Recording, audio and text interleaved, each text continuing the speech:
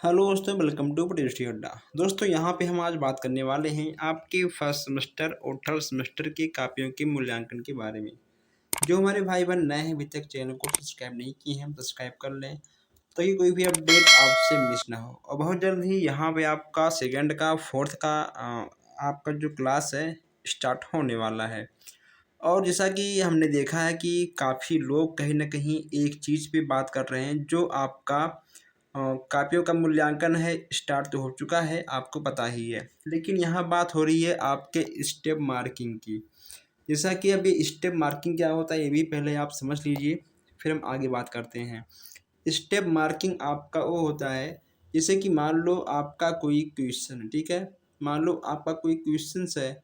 अगर मान लो questions number 4 में मान लो, ठीक है, एग्जाम्पल की तरफ से किसी भी क्वेश्चंस में आपके 2 क्वेश्चंस हैं, ठीक है। जैसे कि मान लो आपके 2 क्वेश्चंस कैसे बनते हैं। अगर आपको कुछ ज्ञात करने के लिए दिया दिया गया है, ठीक। ज्ञात करने के बाद अगर आपसे उत्तर की जांच करने के लिए बोल दे तो वह आपका 2 क्वेश्चंस हो जाता है, यानी आपका एक क्वेश्चंस में आपको 2 क्वेश्चन देखने को मिल जाते हैं। माना कि यह जो आपका क्वेश्चंस है यह आपका 2 नंबर का है, क्लियर।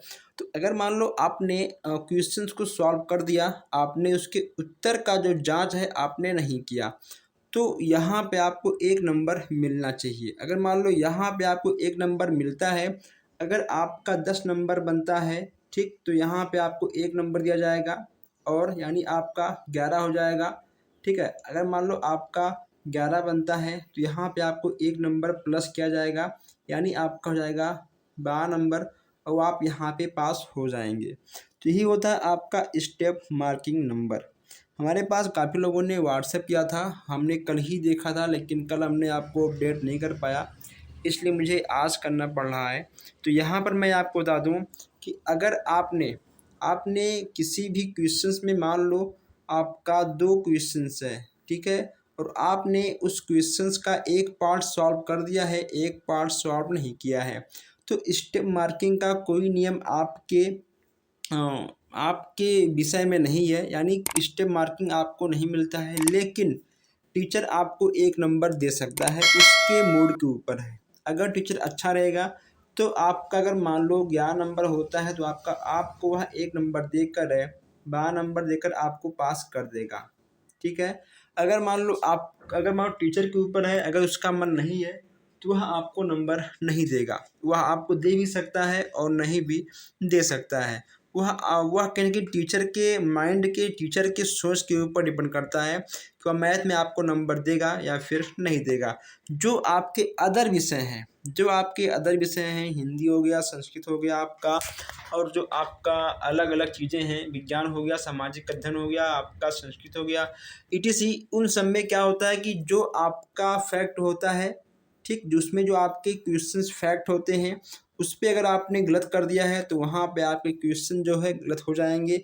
लेकिन जो आपके शॉर्ट और लॉन्ग क्वेश्चन होते हैं उस पे आपको कुछ क्वेश्चंस फैक्ट मिलेंगे, उस पे नहीं। लेकिन जो क्वेश्चंस आपके नॉर्मल होते हैं उस पे आपको नंबर मिल जाते हैं।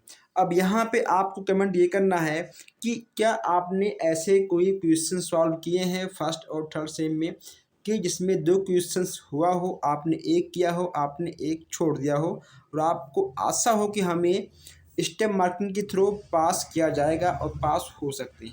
इस पे आपका क्या विचार है, प्लीज़ आप मुझे कमेंट करिएगा। लेकिन इसका कोई ऑफिशियल नियम नहीं है, ये भी आप लोग जान लीजिए।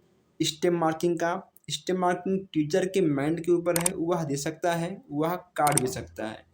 अब इस पे आपका क्या राय है, क्या विचार है, प्लीज़ आप मुझे कमेंट करिएगा। और जो हमारे भाई बहन नए हैं, अभी तक चैनल को सब्सक्राइब नहीं किए हैं, सब्सक्राइब कर लें ताकि कोई भी अपडेट आपसे मिस ना हो। हम मिलते हैं आपसे बहुत जल्द ही नए अपडेट में। धन्यवाद।